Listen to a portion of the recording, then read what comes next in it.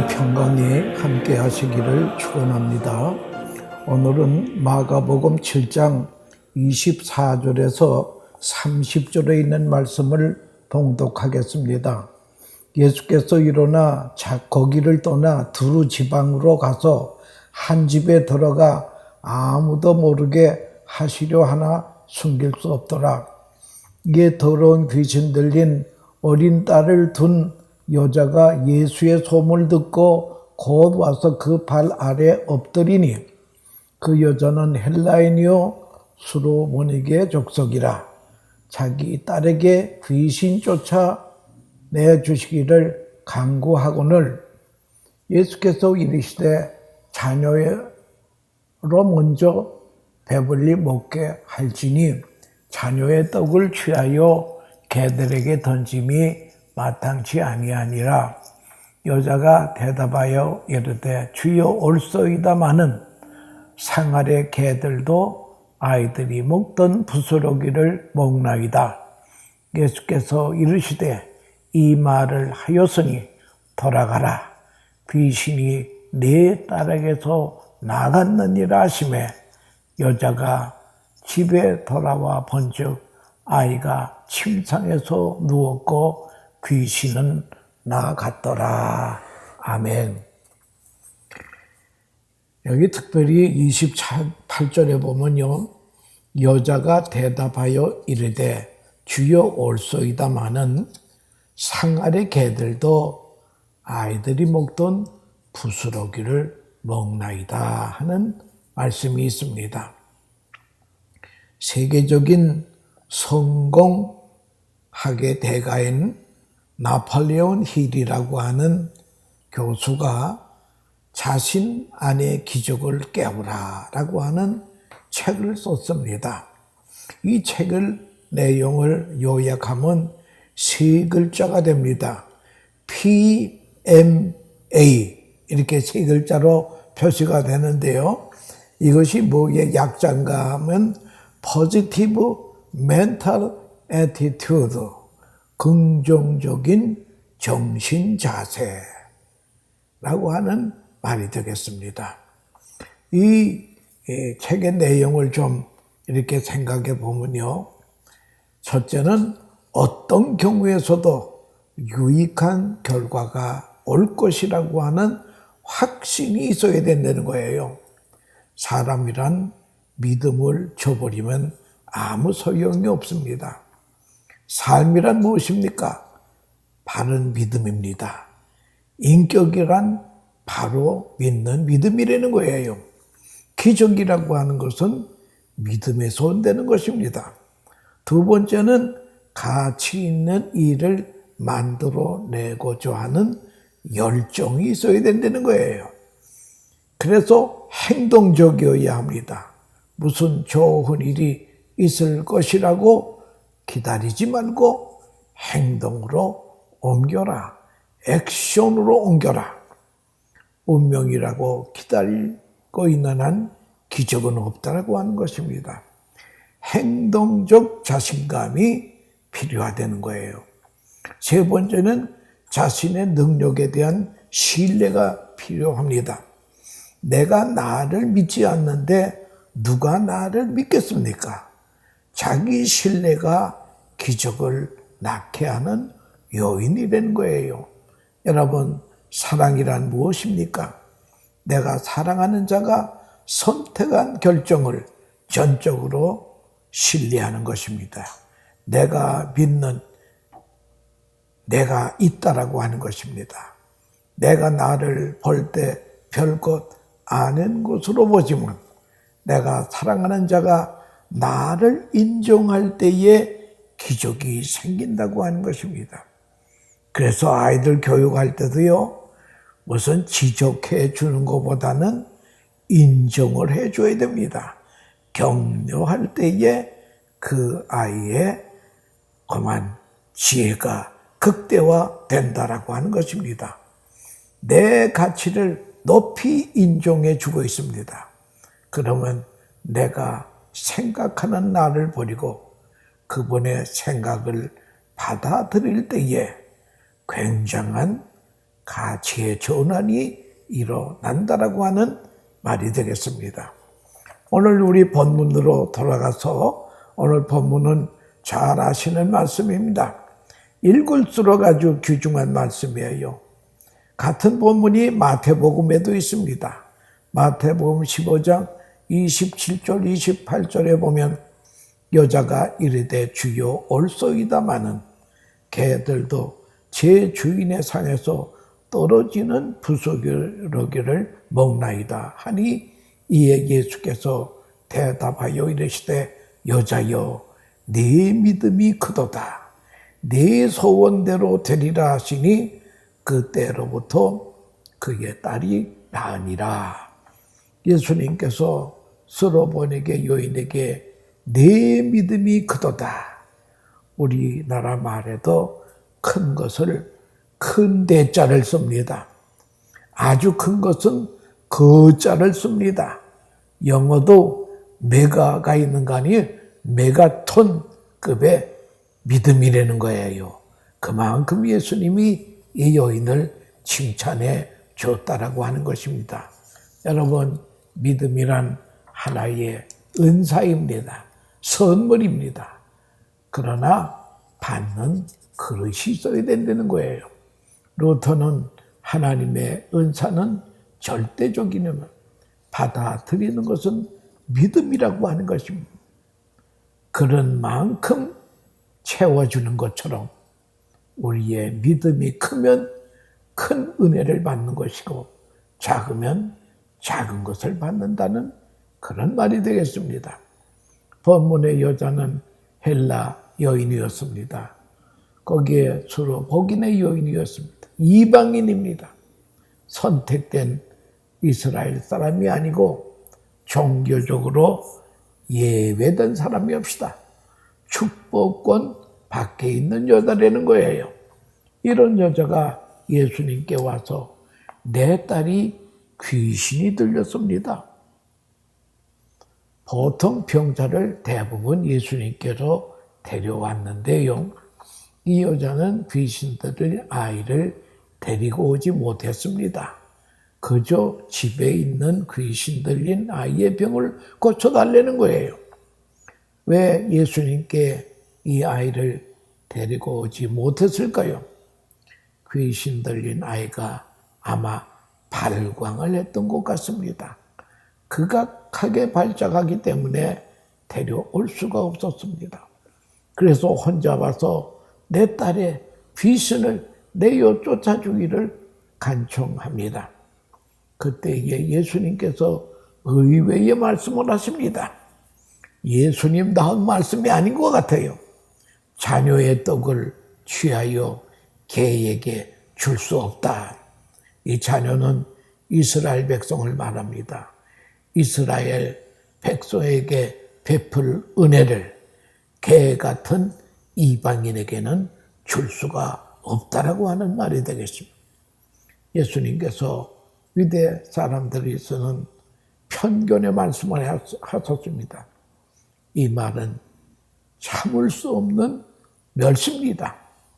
이때 이 여자가 보통 사람 같았으면요, 딸이 귀신 들린 것만 해도 억울한데 이런 멸시를 받아야 하나 하고 화를 내고 돌아가야 마땅하지만, 그러나 이 여자의 대답은 의외입니다. 옳습니다.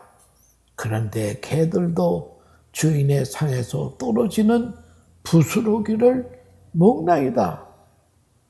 개는 개라고 합시다. 그러나 개도 주인의 개입니다. 그 개도 주인의 은총으로 사는 개입니다. 이 여자가 주님의 말씀에 대한 수용의 자세가 대단합니다. 주여, 옳습니다. 놀라운 응답입니다. 우리가 누구에게 무식한 놈이라고 말을 들을 때에 저는 무식한 놈입니다 라고 받아들일 수 있겠습니까? 당신은 죄인이요. 그러면 예, 그렇습니다. 변명 없이 죄인입니다. 이렇게 말할 수 있겠습니까? 당신들이 생각하는 것보다 더 큰 죄인입니다. 라고 그렇게 말씀할 수 있겠느냐 이거예요. 고이드 대신 한경직 목사님이 영락교회를 시무합니다. 참 그분 100년에 한 번 날까 말까 하는 그런 훌륭한 성자와 같은 목사님이십니다. 그분이 평안북도 신의주에서 목회를 하셨습니다. 제가 38선 넘기 전에 신의주 제2교회 한경직 목사님이 시무하는 그 교회에 출석하다가 월남을 했습니다. 그런데 한경직 목사에게 좀 성질이 나쁜 장로가 한경직 목사님의 12가지 죄목을 가지고 와서 따지자는 거예요. 한경직 목사, 이 12가지를 좀 보시오. 하니까 한경직 목사님은 그 12가지를 아주 잘 읽어봤습니다. 웬만한 사람 같으면 화를 낼 것 같은데 우리 한경직 목사님은 도리어 인자한 말로 장로님 저를 몰라서 그러는데요. 이 12가지보다 더 나쁜 사람이 올시다. 여러분 이렇게 하니까 싸움이 되겠어요. 이 여자도 그렇습니다. 그렇게 주님이 천대하는 말을 했지만 주여 옳습니다. 이 자세가 아주 중요합니다. 이 여인의 믿음이 주여 옳습니다. 여기에 다 들어있다고 해도 과언이 아니겠습니다. 지금의 현실을 강하게 받아들입니다. 원망, 불평도 하지 않고 옳습니다. 이 자세가 참 중요하다는 거예요. 주님의 말씀에 대한 전적인 수용 자세. 주님이 개라고 하면 개입니다. 주님이 죄인이라고 하면 나는 죄인입니다. 내 생각과 다르더라도 주님의 판단은 옳습니다. 아무 의의가 없습니다. 예수님께서 가버나움에 계실 때에 어떤 사람들이 중풍병 환자를 침상채 4사람이 들고 왔습니다. 들어가려고 하는데 군중이 많아서 용신할 수가 없어서 지붕을 뚫어서 환자를 내립니다. 예수님께서 환자와 4사람의 믿음을 보시고 내 죄가 사함받았느니라. 내가 병든 것은 죄 때문이니까 죄가 사함받았다. 그러니 건강하여라. 그럴 때 병자가 주님의 말씀을 그대로 수용했다고 하는 것이 이게 중요합니다. 죄인이라고 할 때에 너는 죄인 아니냐? 이렇게 대들 수도 있지만요. 이 중풍병 환자는 주님의 말씀을 그대로 수용합니다. 그럴 때에 네 죄 사함을 받았느니라. 이 말씀 속에는 여러 가지 의미가 함축이 되어 있습니다. 주님의 말씀을 수용하는 순간 중풍병은 깨끗이 치료가 됩니다. 자녀의 떡을 취하여 개에게 줄 수 없다. 이런 어려운 비판을 받는데 여기에도 불구하고 주여 옳습니다. 저는 개인 게 분명한데 주인의 개입니다. 부스러기 은총이라도 주세요. 이 겸손한 마음이 기적을 가져왔다는 거예요.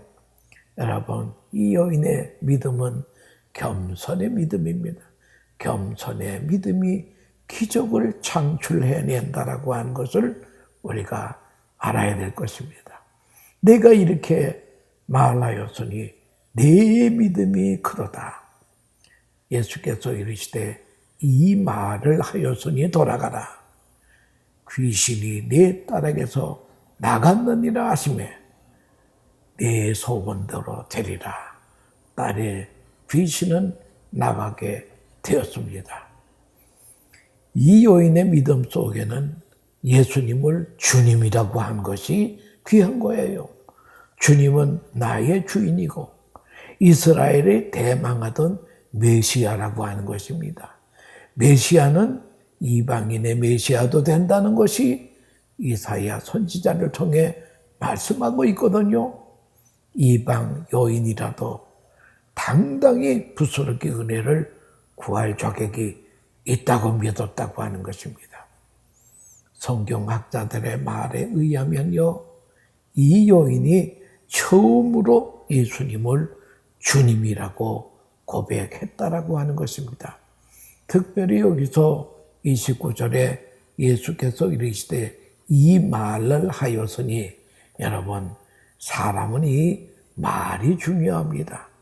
입술에 열매만큼 산다고 잠언서는 말씀하고 있습니다.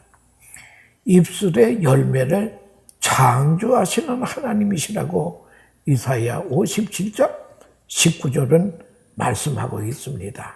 그러니까 우리가 말한 대로 산다는 거예요. 내 입에서 나간 말은 그 사명이 다 끝나기까지는 없어지지 아니한다는 거예요. 그러니까 여러분, 우리가 말 조심해야 됩니다. 인간의 하루 짓는 죄의 80%가 입술로 범죄합니다. 그래서 나는 목회할 때의 교인들에게 아침 새벽 기도에는 반드시 이 기도를 하십시오. 오늘도 입술로 범죄하지 아니하고 오늘도 입술로 하나님께 영광 돌리는 복된 하루가 되게 해주세요 하고 그렇게 기도하라고 저는 권고한 적이 있습니다. 그리고 이 여인의 믿음 깊은 곳에서는요, 참 이 겸손이라고 하는 걸 가지고 있었는데, 여러분, 얼만큼 겸손했나 한번 보십시다. 가끔 우리는 많은 환난을 당하게 됩니다. 사업의 실패, 몸이 병들고 각종 어려운 일을 당하지만 여기에 하나님의 뜻이 있습니다. 하나님의 목적이 있습니다. 우리로 하여금 겸손하기 위함이 엿대라는 거예요. 여러분, 우리 믿는 자에게 우리 환난 질교는 결국 우리를 겸손하게 만드는 것입니다. 이스라엘이 광야 40년 동안은 훈련 기간인데요. 무슨 훈련했는가 하면 입술의 열매, 말의 훈련하고 겸손의 훈련을 광야에서 했다라고 하는 것을 우리 기억해 주시기 바랍니다. 겸손한 믿음을 가지기 위해 환난이 있어야 됩니다. 교만한 사람은 환난을 통해 겸손해집니다. 그런데 어떤 사람은 환난 질고 병 들었는데도 교만을 가지고 있는 사람도 있습니다. 잘못된 사람이라는 거예요. 본문의 여인은 이 환난과 어려움을 다 옳다는 거예요. 주의 은총을 그는 수용하고 있습니다. 사실 우리가 겸손하게 되면요, 어떤 고민도 사실 없습니다. 어떤 비난을 당해도 불평하지 않아요. 흔히 그 자존심이 상했다고 하는 말을 듣는데요. 이 자존심이 망조라고 하는 것을 알아야 됩니다. 겸손하면 자존심도 없어진다는 거예요. 그러면 어떤 비난을 당해도 마음이 상할 것이 없습니다. 정말 겸손하면 나와 같이 사는 분이 천사처럼 보인다는 거예요. 일생 동안 나를 데리고 살아주니 고맙습니다. 내가 겸손하면 자식들을 볼 때도 나같이 못난 나에게도 저런 좋은 훌륭한 자식을 하나님이 주셨구나. 감사합니다. 이 겸손한 사람은 감사해요. 겸손하고 나면 은혜 아닌 것이 없습니다. 사도 바울에게도 육체의 가시, 사탄이 준 병이 있었습니다. 하나님 앞에 이 육체의 가시를 제거해 달라고 해서 3번씩이나 기도했는데도 불구하고 그 찌르는 가시는 낫지를 않습니다. 여러분, 이 사도 바울이 가지고 있던 가시의 병이 성경학자들의 실언에 의하면 간질병이라는 거예요. 여러분, 바울 목사가 설교하다가 쓰러진다고 봅시다. 그러면 사람들이 시험이 안 들겠어요?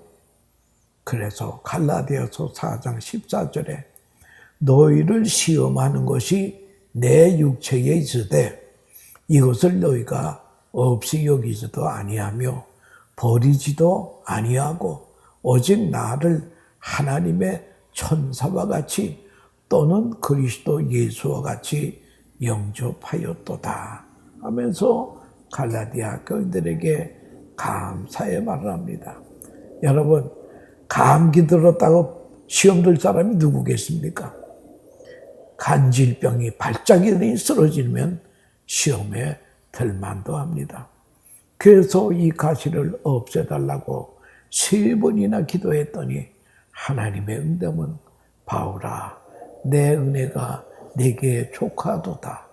내가 자고하지 않기 위해서, 교만하지 않기 위해서 내가 네 몸에 육체의 가시를 넣었다는 거예요. 여러분, 교만하면 하나님이 바울을 쓰실 수가 없어요. 바울을 주님의 종으로 오래 쓰시기 위해서, 바울을 겸손케 하기 위해서 육체의 가시를 주었다라고 하는 것입니다. 하기야 사도 바울은요, 어떤 사도보다 교만의 요지가 많았습니다. 그는 난지 8일 만에 할례를 받았지요. 히브리인 중에 히브리인이다. 그 조상들을 추적해봐도 이방인하고 결혼한 흔적이 없어요. 그리고 정통 보수인 바리새파 교인이었습니다. 그리고 자기는 또 베냐민 지파를 자랑합니다. 베냐민 지파는 왕통이라는 거예요. 그리고 그는 가마리엘 문화에서 배웠다는 거예요. 요즘 말하면 하버드 대학 PhD를 가졌다는 거예요. 뿐만 아니라 그는 어떤 사도도 경험하지 못한 하늘나라 3층전까지 갔다 왔습니다. 그러면 사도 바울과 같은 사람이 있으면 나와보라 이거예요. 그만큼 교만할 요지가 많이 있는 것을 하나님께서는 아시고 그를 겸손하게 만들기 위해서 육체의 가시를 주었습니다. 내게 있는 내 은혜가 내게 족하도다. 간질병 가지고 다니면서 전도하려는 거예요.